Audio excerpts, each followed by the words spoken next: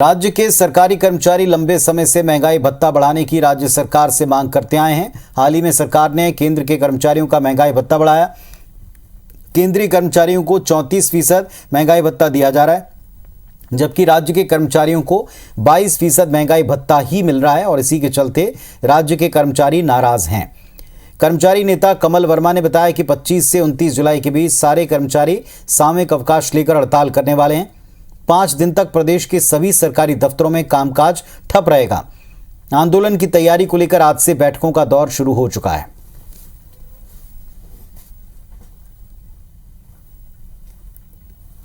5 दिन का हमारा आंदोलन होगा। पूरे 5 दिन हम लोग सामूहिक अवकाश लेंगे, प्रदेश भर के कर्मचारी अधिकारी 25 जुलाई से 29 जुलाई तक। और इस दौरान जो है पूरे ब्लॉक में, जिलों में धरना प्रदर्शन का कार्यक्रम है। और 29 जुलाई को पूरे प्रदेश में हर जिले में महारैली निकालकर सरकार को फिर से अनुरोध करेंगे। और हमारे सहयोगी राजेश आज इस वक्त लाइव जुड़ रहे हैं, सीधे उनका रुख करते हैं। राजेश, कर्मचारियों की मांग एकदम साफ है, सीधी है कि केंद्र के समान ही उनको भी भत्ता दिया जाए और इसे वो अपने साथ अन्याय बताते हैं। क्या उनकी स्ट्रेटेजी है, क्या रणनीति है? किसी स्तर पर कोई वार्तालाप का कोई मंच भी है जिस पर ये बैठकर बात कर रहे हो, या आप सीधे हड़ताल ही होगी?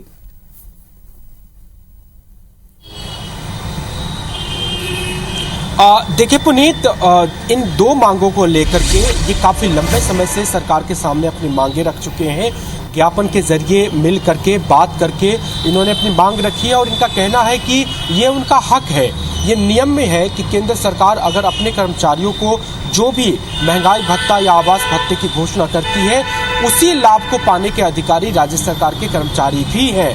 लेकिन पिछले 2-2.5 सालों से ये गैप बढ़ता ही जा रहा है। अभी केंद्रीय कर्मचारी को 34% महंगाई भत्ता मिलता है, राज्य के कर्मचारी को सिर्फ 12%, 22% महंगाई भत्ता मिल रहा है। 12% की डिफिशियंसी इन दोनों के बीच भी है। आवास भत्ता को लेकर के भी यही अंतर है। और इन मांगों को लेकर के आपको याद होगा 30 जून को ये 1 दिन का आंदोलन भी कर चुके हैं, सामूहिक अवकाश लेकर के। उस वक्त भी उन्होंने सरकार के सामने अपनी बात रखी और ये जताने की कोशिश की कि आप हमारी बात मान लीजिए, नहीं तो हम आने वाले दिनों में और उग्र आंदोलन करेंगे। लेकिन अभी तक सरकार की तरफ से कोई पहल नहीं हुई है। और दूसरी चरण की स्ट्रेटेजी के तौर पे अब इन्होंने ऐलान कर दिया है कि 25 जुलाई से लेकर 29 जुलाई के बीच में, यानी 5 दिनों के लिए ये सामूहिक इस्तीफा लेंगे और सामूहिक अवकाश लेंगे और पूरे प्रदेश में ये काम नहीं करेंगे, सरकारी कार्यालयों में कामकाज ठप करेंगे। ये इनकी रणनीति है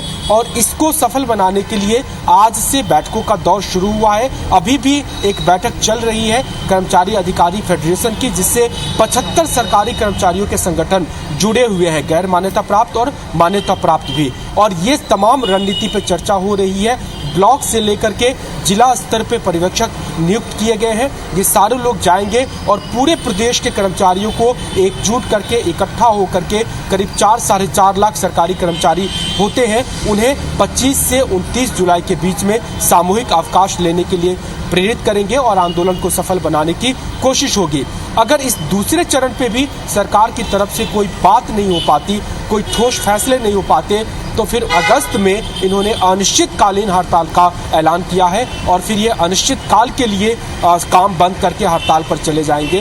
तो ये स्ट्रेटेजी है ये सरकार पे दबाव डालने की। लेकिन फिलहाल अब तक सरकार की तरफ से या फिर मंत्री या फिर उनके किसी प्रवक्ता की तरफ से इस पे कोई रिस्पॉन्स या प्रतिक्रिया नहीं आई है। पुनीत जी, चलिए, तो इसके बाद अब ये इतना तय कि कर्मचारी आगे की रणनीति बना चुके हैं। इसी को लेकर आज एक अहम बैठक कर चुके हैं और आने वाले वक्त में इसका क्या और कितना असर होगा ये भी देखा जाएगा। शुक्रिया आपका राजेश इस पूरी अपडेट के लिए।